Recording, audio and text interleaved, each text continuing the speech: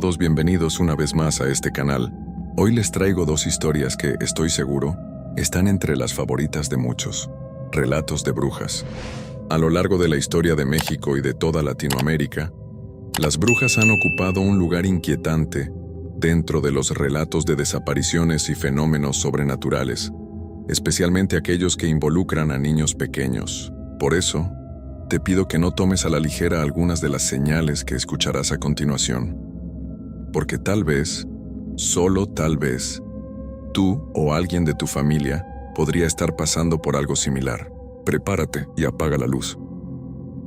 Me llamo Maribel, tengo 23 años y vivo en las afueras de Papantla, aquí en Veracruz.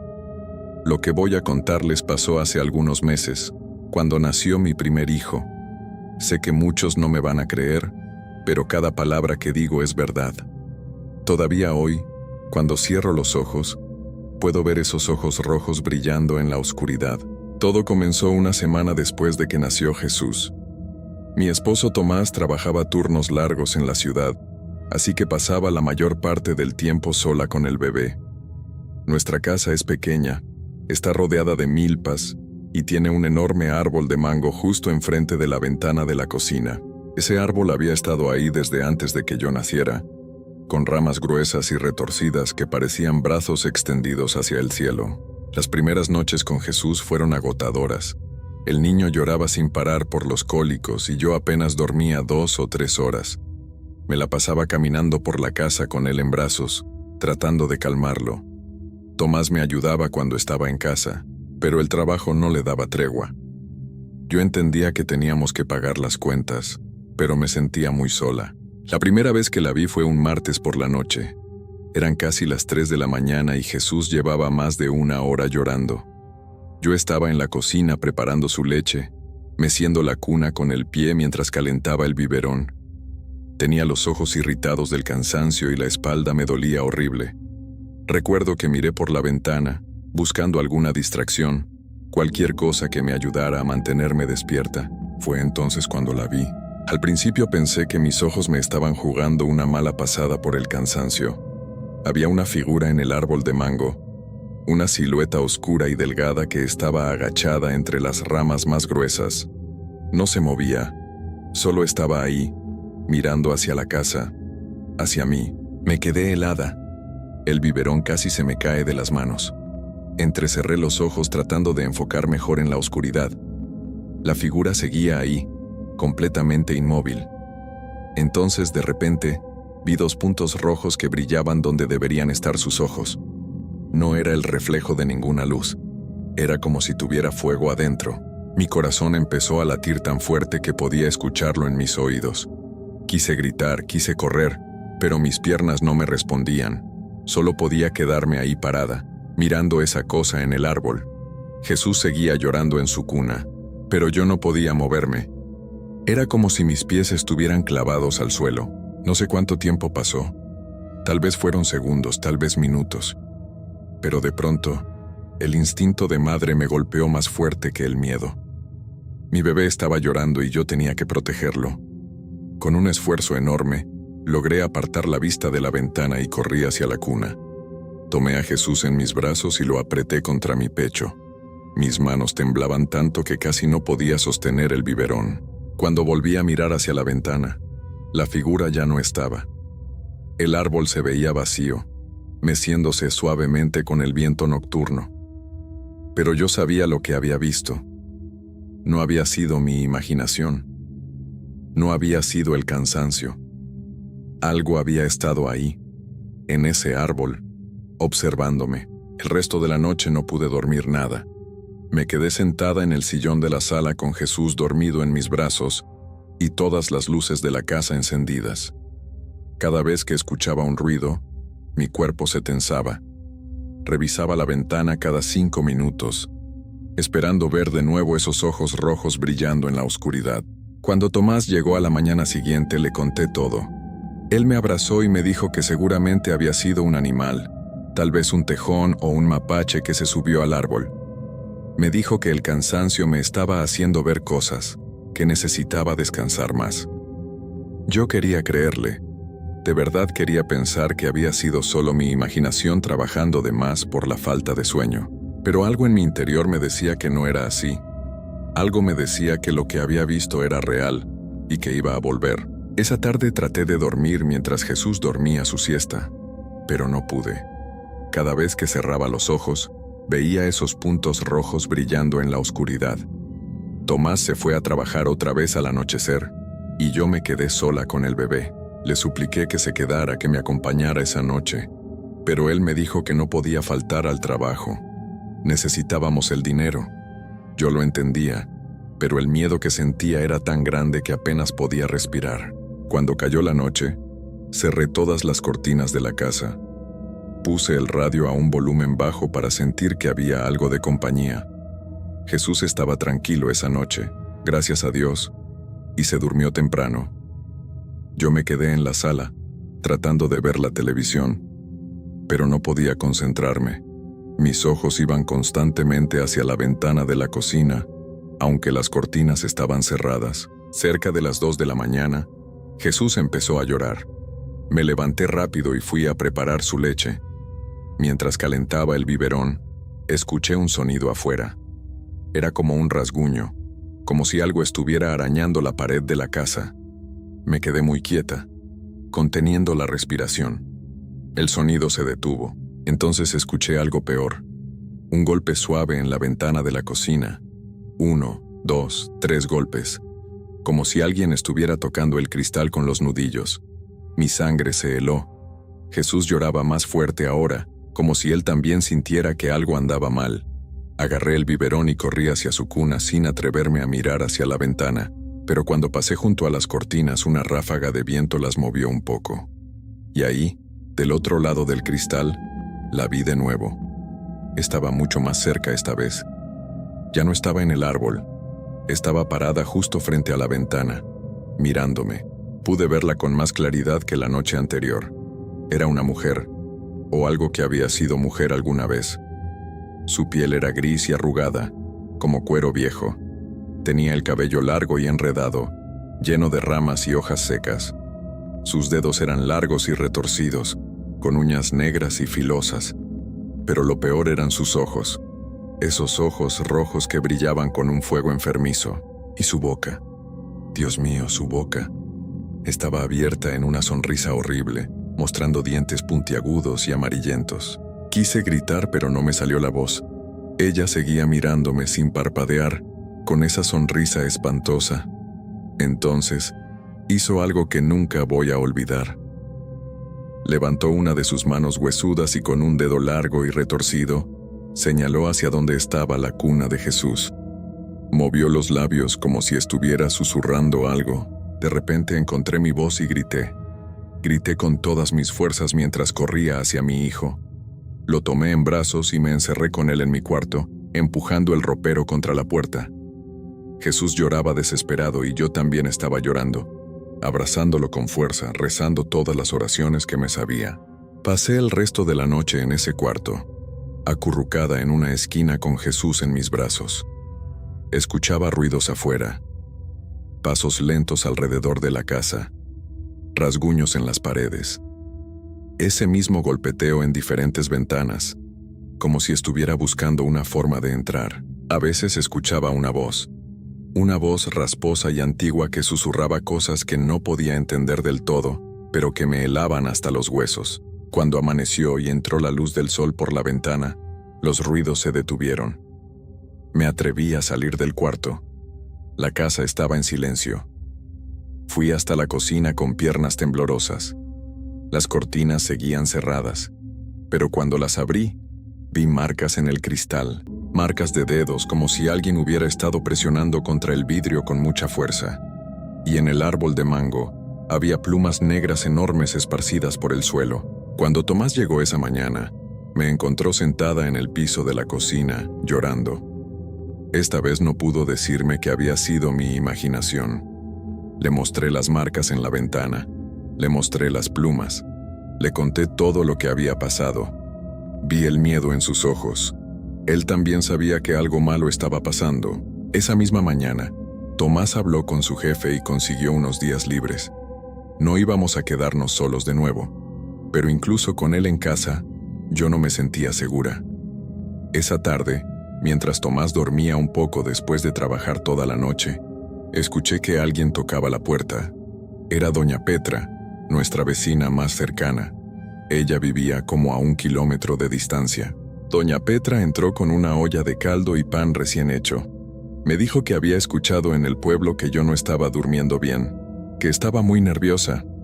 Me miró a los ojos y me preguntó directamente si había visto algo extraño por las noches. Cuando le conté lo que había pasado, ella no se sorprendió. Solo asintió con tristeza, como si ya lo supiera. Me dijo que tenía que bautizar a Jesús lo más pronto posible. Me explicó que hay cosas en este mundo que buscan a los niños que todavía no han sido bautizados, criaturas antiguas que esperan en la oscuridad. Me dijo que lo que yo había visto era una bruja, una de las viejas de las que llevan siglos rondando estos lugares. Me dijo que esa criatura quería llevarse a mi hijo, que iba a esperar hasta que yo cometiera un error, hasta que me descuidara aunque fuera un segundo. Las palabras de doña Petra me cayeron como un balde de agua fría. Le pregunté qué podíamos hacer, cómo podíamos proteger a Jesús.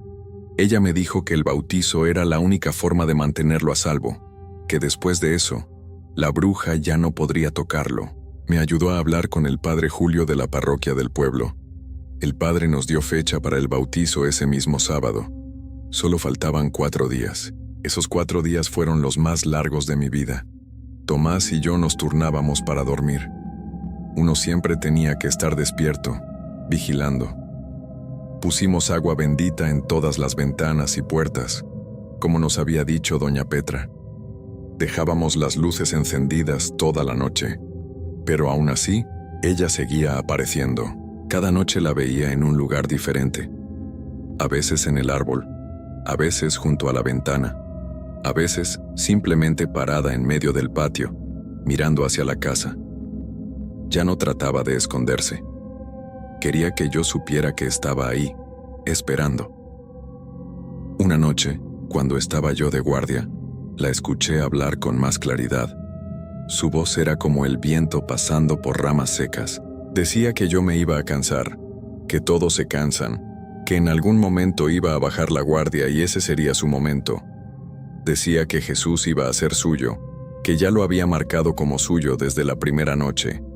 Sus palabras me llenaban de un terror que no puedo describir, pero también me llenaban de una furia que nunca había sentido. Nadie iba a tocar a mi hijo. Nadie. La noche del viernes, la víspera del bautizo, fue la peor. Como a las 11 de la noche escuchamos un ruido tremendo en el techo. Era como si algo enorme estuviera caminando allá arriba. Jesús se despertó llorando. Tomás y yo nos quedamos abrazados en la sala con el bebé entre los dos. El ruido continuó por horas. Pasos pesados, rasguños, y esa voz horrible diciéndonos que era la última noche, que mañana sería demasiado tarde para ella, pero que esta noche todavía era suya si nosotros cometíamos un solo error. No dormimos nada esa noche. Cuando amaneció el sábado, el silencio fue casi tan aterrador como los ruidos. Nos preparamos rápido. Doña Petra llegó temprano para acompañarnos a la iglesia.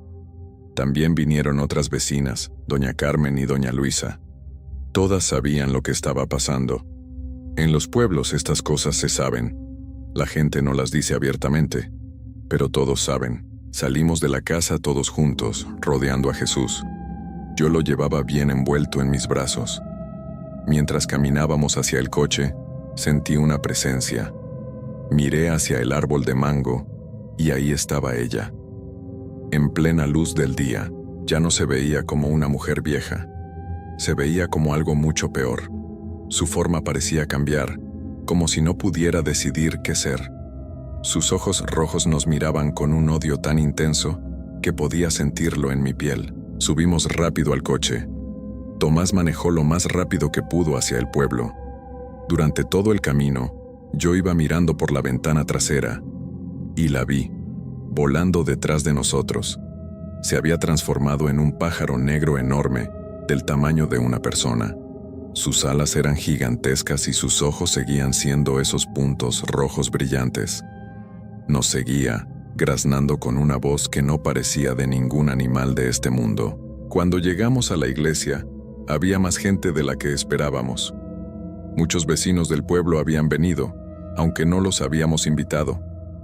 Todos sabían, todos querían ayudar. Entramos corriendo a la iglesia y el padre Julio nos estaba esperando. Comenzó la ceremonia de inmediato. Afuera, ese pájaro negro empezó a volar en círculos sobre la iglesia. Todos podíamos escucharlo. Sus graznidos eran tan fuertes que hacían temblar los vidrios de las ventanas. Algunas personas en la iglesia empezaron a rezar en voz alta. Otras lloraban, pero el padre Julio no se detuvo. Siguió con el bautizo, hablando más fuerte para que su voz se escuchara por encima de esos graznidos horribles. Cuando el padre Julio derramó el agua bendita sobre la frente de Jesús y pronunció las palabras del bautizo, afuera se escuchó un grito. No era un graznido de pájaro, era un grito de mujer, lleno de rabia y frustración, tan fuerte que me tapé los oídos. Las ventanas de la iglesia temblaron, algunas personas cayeron de rodillas, pero el grito se fue alejando, haciéndose cada vez más débil, hasta que desapareció por completo. Cuando salimos de la iglesia, el cielo estaba despejado. No había ni rastro de ese pájaro negro. El padre Julio nos bendijo una vez más y nos dijo que Jesús estaba protegido ahora, que esa criatura ya no podría tocarlo. Volvimos a casa ese día y por primera vez en semanas pude respirar tranquila. Esa noche dormí con Jesús en mi cuarto, pero fue diferente. No hubo ruidos, no hubo rasguños, no vi esos ojos rojos en la ventana. La bruja se había ido. Pasaron las semanas y luego los meses. La vida volvió a ser normal, o lo más normal que podía ser después de todo lo que había pasado. Jesús creció sano y fuerte, pero yo nunca volví a ser la misma. Siempre estoy alerta, siempre estoy vigilante. Cuando veo a otros bebés en el pueblo me pregunto si están bautizados, si están protegidos. Hace un mes me enteré de algo que me heló la sangre. En un pueblo vecino, como a 20 kilómetros de aquí, desapareció un bebé. La mamá se había quedado dormida un momento, solo un momento, y cuando despertó, su hijo ya no estaba. La ventana estaba abierta. Nunca lo encontraron. La gente del pueblo dice que ven un pájaro negro enorme volando por las noches. Dicen que escuchan a una mujer llorar en el monte. Yo sé qué es lo que se llevó a ese bebé. Sé que la bruja que vino por mi Jesús sigue ahí afuera, buscando, esperando. Estas criaturas no se rinden, no desaparecen, solo esperan su momento. Esperan a que alguien baje la guardia. Esperan a que una madre cansada se quede dormida. Esperan en la oscuridad, con esos ojos rojos brillando, con esa paciencia infinita que solo tienen las cosas que llevan siglos en este mundo. Jesús tiene ahora 6 meses. Es un niño hermoso y sonriente. Cuando lo miro agradezco cada día que pudimos salvarlo, pero también cargo con el peso de saber lo que hay allá afuera. Nunca le he contado esta historia a Jesús. Tal vez cuando sea mayor lo haga, o tal vez no. Tal vez sea mejor que no sepa lo cerca que estuvo de ser arrancado de mis brazos. Pero yo nunca voy a olvidar. Nunca voy a olvidar esas noches de terror. Nunca voy a olvidar esos ojos rojos mirándome desde el árbol de mango. Y cada noche, antes de dormir, reviso que todas las ventanas estén bien cerradas. Reviso que Jesús esté bien tapado en su cuna. Y rezo. Rezo para que ninguna otra madre tenga que pasar por lo que yo pasé. Porque ahora sé que hay cosas en este mundo que la mayoría de la gente no ve. Cosas antiguas que se esconden en las sombras, esperando. Siempre esperando. Y lo único que nos protege de ellas es la fe, la comunidad y el amor de madre, que es más fuerte que cualquier miedo. Esta es mi historia. Esta es la verdad de lo que me pasó aquí en Papantla. Y aunque Jesús está a salvo ahora, yo sigo vigilando. Porque sé que allá afuera, en algún árbol, en alguna sombra, ella sigue esperando su próxima oportunidad. Me llamo Daniel, soy de San Miguel, un pueblito perdido en las montañas de Puebla. Trabajo la tierra desde que tengo memoria, igual que mi padre y el padre de mi padre. Nunca pensé que algo me haría dejar todo lo que construí con mis propias manos. Pero lo que pasó aquella temporada me obligó a huir con mi familia, dejando atrás nuestra casa, nuestros animales y la vida que conocíamos. Todo empezó una noche de octubre. Yo dormía profundamente después de un día pesado en la milpa cuando algo me despertó. Eran como golpes secos sobre el techo de lámina, metal contra metal, como si alguien caminara allá arriba. Al principio pensé que era un gato o una zarigüeya. Esos animales a veces se suben buscando comida. Pero los pasos eran diferentes, más pesados, más lentos, como si algo grande se moviera con cuidado para no caerse. Me quedé quieto en la cama escuchando. Mi esposa Rosa dormía a mi lado sin darse cuenta de nada. Los pasos continuaban, uno tras otro, caminando de un lado al otro del techo. Luego se detuvieron justo encima del cuarto donde dormían mis 3 hijos. Mi corazón empezó a latir más rápido. Algo no estaba bien. Me levanté sin hacer ruido. Agarré el machete que siempre tengo junto a la puerta y salí al patio. La noche estaba oscura, pero había luna llena, suficiente luz para ver. Miré hacia el techo, pero no había nada, solo las láminas brillando con la luz de la luna. El aire estaba frío y quieto, demasiado quieto. Ni un grillo, ni un perro ladrando a lo lejos. Nada. Entonces escuché el aleteo. No era como el de un pájaro normal, era algo mucho más grande, algo pesado que batía el aire con fuerza. Miré hacia arriba y vi una sombra enorme pasar sobre mí, tan grande que bloqueó la luz de la luna por un momento. El viento que provocó al pasar me golpeó la cara y olía raro, como a tierra mojada mezclada con algo podrido. Me quedé paralizado en medio del patio, con el machete temblando en mi mano. Lo que fuera que había estado en mi techo acababa de volar sobre mi cabeza, y era más grande que cualquier ave que yo conociera. Esperé ahí parado no sé cuánto tiempo, pero la cosa no regresó. Poco a poco los grillos empezaron a cantar de nuevo y escuché a un perro ladrar a lo lejos.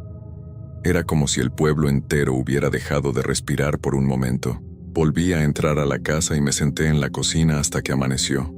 No pude dormir más. Cuando salió el sol, fui a revisar el techo y el patio. Lo que encontré me dejó helado. Por todo el suelo había plumas negras, pero no eran plumas normales. Eran enormes, del tamaño de mi mano completa, y cuando las toqué eran grasosas como cubiertas de aceite. Olían horrible, a ese mismo olor que había sentido en la noche. Rosa salió de la casa y se llevó las manos a la boca al ver las plumas. Mis hijos se acercaron curiosos, pero ella los hizo regresar adentro. Me dijo que en la noche había soñado que algo pesado caminaba sobre nosotros, que sentía que la casa se hundía con cada paso. Pensó que era solo una pesadilla hasta que me vio recogiendo las plumas. Esa mañana, cuando bajé al centro del pueblo a comprar lo necesario, descubrí que no éramos los únicos. Varias familias que vivían en las orillas, igual que nosotros, habían escuchado los mismos ruidos. Don Jesús, mi vecino, había encontrado plumas idénticas en su patio. La señora Marta contó que sus gallinas habían amanecido todas tiesas en el gallinero, sin sangre, como si algo les hubiera sacado la vida de adentro. El pueblo entero empezó a hablar de lo sucedido. Las mujeres se juntaban en grupos susurrando, mirando hacia el cielo como esperando ver algo. Los hombres revisaban sus techos, buscando marcas o daños, y todos, absolutamente todos, recogían esas plumas negras y grasosas de sus patios. Esa tarde, los perros empezaron a aullar. No era el ladrido normal cuando pasa un extraño, era un aullido largo y triste, como si supieran que algo malo venía. Y no pararon en toda la tarde. Uno empezaba, y luego otro le contestaba, hasta que todo el pueblo estaba lleno de esos sonidos horribles. Las gallinas se negaban a salir de los gallineros, y los caballos pateaban nerviosos en sus corrales. La gente empezó a entrar a sus casas más temprano que de costumbre. Antes del anochecer, las calles ya estaban vacías. Vi a varias señoras caminando rápido hacia la iglesia con sus rosarios en la mano. Don Felipe, que nunca va a misa, estaba tocando la puerta del padre Ignacio pidiendo agua bendita. Esa segunda noche fue peor que la primera. Apenas oscureció cuando empezaron los ruidos en el techo otra vez. pero ahora eran más fuertes, más insistentes. No eran solo pasos, también había rasguños, como si algo con garras estuviera tratando de arrancar las láminas. Rosa se aferró a mi brazo y yo podía sentir cómo temblaba. Los niños empezaron a llorar en su cuarto y ella corrió a traerlos a nuestra cama. Esta vez no esperé. Agarré el machete, encendí la lámpara de mano y salí al patio decidido a enfrentar lo que fuera. El aire estaba pesado, difícil de respirar, como antes de una tormenta pero sin nubes en el cielo. La luna seguía brillando, enorme y blanca, iluminando todo con esa luz pálida que hace que las sombras se vean más negras. Apunté con la lámpara hacia el techo y mi sangre se heló. Sobre las láminas había una sombra proyectada por la luz de la luna, pero no era la sombra de un animal. Era la silueta de una persona, de una mujer, pero con alas enormes como de murciélago que se extendían a los lados.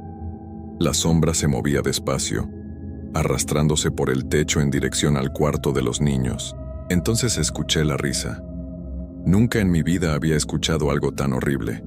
Era una mezcla de carcajada humana con el graznido de un ave, un sonido que te penetraba hasta los huesos y te hacía sentir que algo muy malo estaba a punto de pasar. Todos los perros del pueblo empezaron a aullar al mismo tiempo, un coro de terror que llenó la noche. La cosa en el techo dejó de moverse. Sentí que me miraba aunque no podía ver sus ojos. El silencio que siguió fue peor que los ruidos.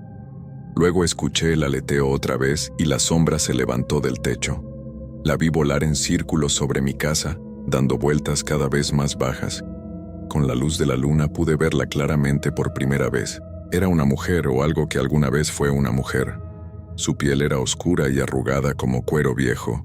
Su cabello largo y enmarañado colgaba lleno de plumas y cosas que no quiero recordar. Sus ojos brillaban amarillos en la oscuridad, como los ojos de un gato, pero más grandes, más hambrientos. Las alas que salían de su espalda eran enormes, negras y correosas, batiendo el aire con un sonido húmedo y pesado. Me quedé clavado en el patio, sin poder moverme, mientras esa cosa volaba sobre mí. Ella me miró directamente a los ojos y sonrió, mostrando dientes afilados y amarillentos. Luego miró hacia la ventana donde estaban Rosa y los niños, y su sonrisa se hizo más grande. Extendió una mano con dedos largos y torcidos, señalando hacia mi familia, dejándome saber lo que quería. No sé cómo, pero logré gritar. Un grito que salió de lo más profundo de mi pecho. La cosa soltó esa risa horrible otra vez y se alejó volando, perdiéndose en la oscuridad.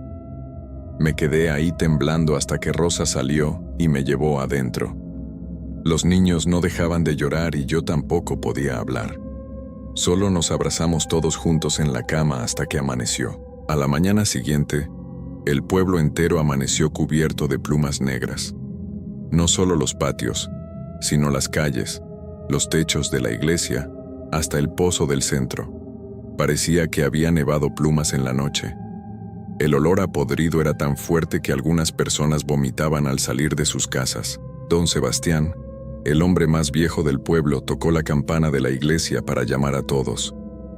Cuando nos juntamos en la plaza, vi caras pálidas, ojos rojos de no dormir, familias completas abrazadas unas con otras. Don Sebastián subió a las escaleras de la iglesia y nos habló con voz temblorosa. Nos contó que esto ya había pasado antes, hace muchos años cuando él era joven. Dijo que en el pueblo le llaman simplemente la bruja, pero que nadie sabe su verdadero nombre ni de dónde viene. Explicó que cada cierto tiempo ella regresa, volando por las noches y posándose en los techos de las casas de las familias que viven más alejadas, las más vulnerables. Don Sebastián dijo que la bruja se alimenta de la energía de las personas, especialmente de los niños. No les hace daño visible, no deja marcas, pero les va chupando la vida poco a poco. Las familias comienzan a enfermarse sin razón, los niños dejan de crecer, la gente se vuelve débil y triste, los animales se enferman y las cosechas se pierden. Todo lo que toca la bruja se va marchitando. Nos explicó que la única forma de protegerse era con metal bendecido. Había que colgar tijeras abiertas en forma de cruz sobre las puertas y ventanas, poner cuchillos bajo las camas de los niños, rociar agua bendita en todos los rincones de la casa. También nos dijo que rezáramos el rosario todas las noches y que no saliéramos después del anochecer por ningún motivo. Esa misma tarde, Rosa y yo hicimos todo lo que don Sebastián había dicho. Conseguimos agua bendita de la iglesia y rociamos cada rincón de la casa. Colgamos tijeras sobre todas las puertas y ventanas, formando cruces perfectas.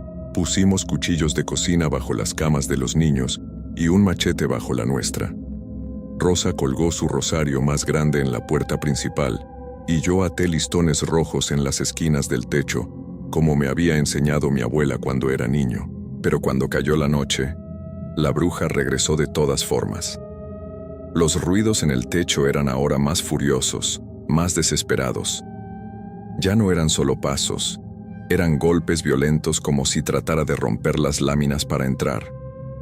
La escuchábamos gritar, un sonido lleno de rabia que hacía temblar las paredes.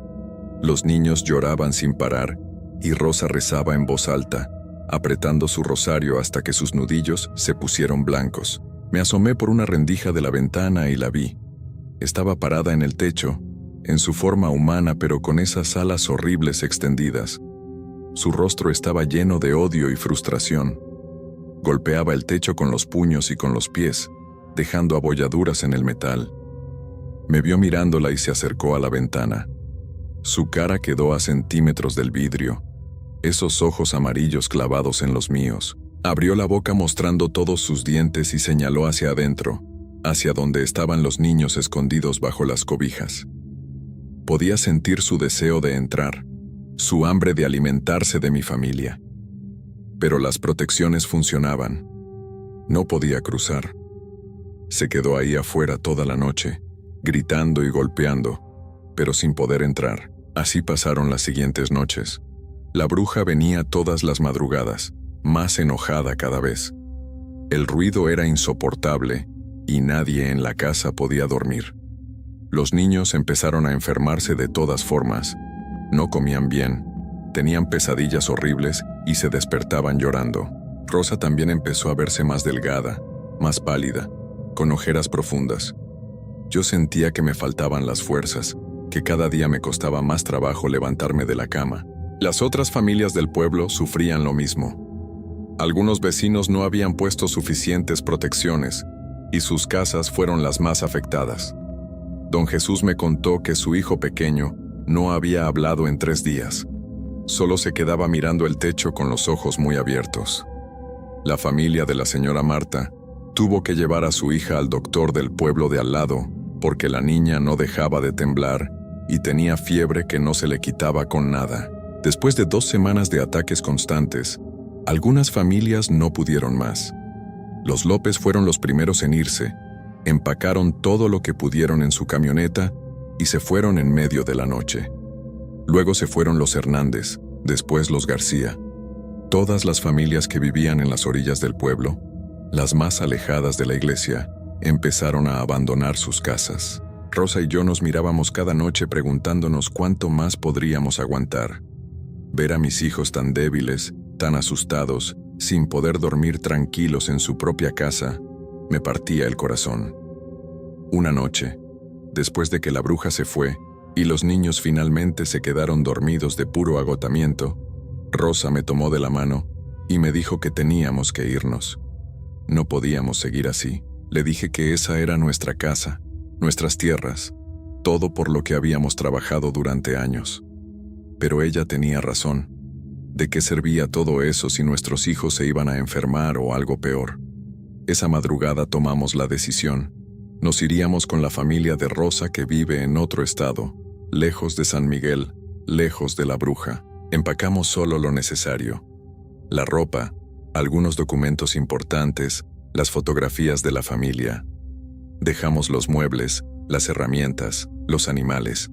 Don Sebastián nos ayudó a vender la casa rápido a un hombre que no era del pueblo y no conocía la historia. Me dolió el alma dejar todo atrás, pero cada vez que veía las caras de miedo de mis hijos, sabía que era lo correcto. Nos fuimos una mañana muy temprano, antes de que saliera el sol. Mientras manejaba alejándome de San Miguel, miré por el espejo y vi el pueblo haciéndose cada vez más pequeño. Las casas de las orillas, donde vivíamos nosotros y nuestros vecinos, estaban vacías. Algunas ya tenían las puertas abiertas y las ventanas rotas. El pueblo se estaba muriendo desde afuera hacia adentro. Han pasado 3 años desde que nos fuimos. Los niños crecieron, recuperaron el color en sus mejillas y volvieron a sonreír. Rosa ya no tiene esas ojeras profundas y yo volví a sentir fuerzas para trabajar. Pero hay cosas que no se olvidan. Cada vez que escucho un ruido en el techo, mi corazón se acelera. Cada vez que veo una sombra grande pasar sobre nosotros, me quedo paralizado por un momento. A veces, en las noches más oscuras, sueño con esos ojos amarillos mirándome fijamente. Sueño que estoy de vuelta en San Miguel, parado en mi patio, viendo esa figura horrible volar sobre mi casa. Y en el sueño, ella me señala, como diciéndome que sabe dónde estoy, que no me he escapado realmente, que algún día va a regresar por lo que dejé pendiente. Don Sebastián me llamó hace unos meses para contarme que el pueblo está casi vacío ahora. Solo las familias del centro se quedaron, las que están cerca de la iglesia. Las casas de las orillas están abandonadas, los techos se están cayendo, la maleza lo está cubriendo todo. Dice que la bruja ya no viene tanto porque ya no hay a quien visitar en esos lugares alejados, pero que sigue ahí, esperando, volando sobre el pueblo algunas noches, como recordándoles a todos que no se ha ido. Nunca voy a regresar a San Miguel. A veces extraño mis tierras, mi casa, la vida que tenía allá. Pero luego veo a mis hijos jugando tranquilos y sé que hice lo correcto. Hay cosas peores que perder una casa o dejar atrás tus tierras. Hay cosas que no puedes combatir. No importa cuántas tijeras cuelgues o cuántos rosarios reces. Y lo peor de todo es saber que ella sigue ahí, volando en la oscuridad, esperando familias nuevas que se atrevan a vivir en las orillas del pueblo, esperando niños a los que alimentarse. Y aunque yo esté lejos, aunque haya escapado, sé que ella no me ha olvidado. Puedo sentirlo. A veces, cuando el viento sopla fuerte en la noche, me parece escuchar ese aleteo pesado y esa risa horrible que me persigue hasta en sueños. Esa es mi historia. La historia de por qué tuve que dejar todo y huir de mi propio pueblo. Hay quienes no me creen cuando la cuento. Dicen que fue solo mi imaginación o que eran solo animales en el techo. Pero yo sé lo que vi. Yo sé lo que vivimos. Y sé que en San Miguel, en las noches sin luna, todavía se escuchan los pasos sobre los techos y los perros todavía aúllan cuando algo oscuro vuela sobre el pueblo.